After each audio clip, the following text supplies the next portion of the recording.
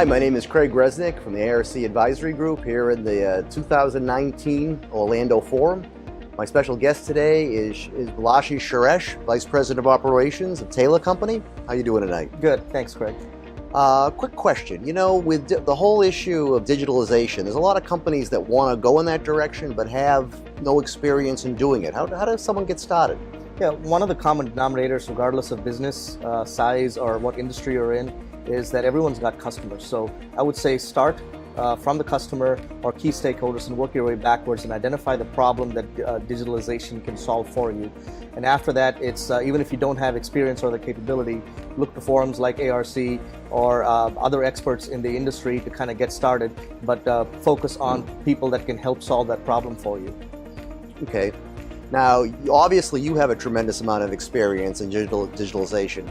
What, if you had to pick like 3 pitfalls that somebody could fall in going through this process, what 3 would you identify? First thing I would say is a clear identification of the problem statement or what it is you're trying to do. So most projects fail because of lack of clear objectives or success measures. Secondly, I would say try not to get too enamored with a product name or a company or a service name, and instead focus on that entity that will give you the best solution for the problem that you're trying to solve. And lastly, I would say organizational capability. Understand what you're good at and what you're not, and make sure that you use external resources to fill those gaps and not try to be a hero. So if you understand those 3 things, I think you would go a long way. Okay. You know, one of the challenges organizations have is change management. And you know, it's the whole people element. How do you try to help an organization overcome the whole issue of change management?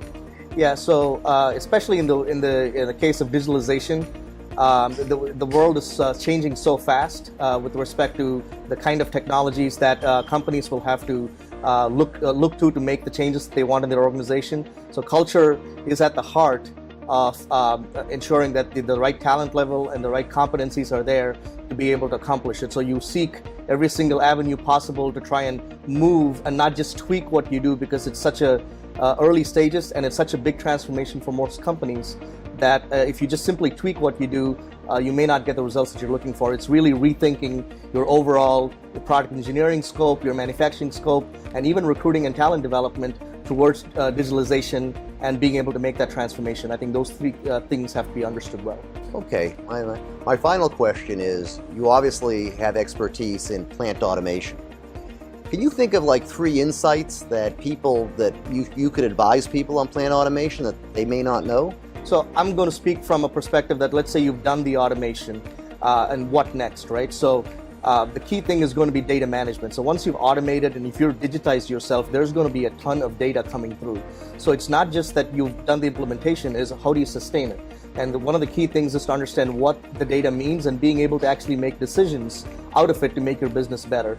And if you don't have a process in place to address that, you're not going to reap the full benefits. So that leads into the second aspect that people sometimes don't talk about, is how are you going to empower or create the talent that's going to use the data to make better decisions. And the third thing I would say is making sure that you kind of future-proof your solution. It's no fun when you go back to leadership saying, yeah, we should have thought about this 2 years earlier, now I need a little bit more money and we need to re-engineer the solution. So when you one of the common pitfalls is to just solve the problem right now without thinking about the future. So if you should pay attention to how the situation might evolve so you can solve that problem as well. That's great. I really thank you for sharing your insight with us. Absolutely. And this is Craig Resnick coming to you from the 2019 ARC Advisory Group Orlando Forum. Thank you very much. Have a great day.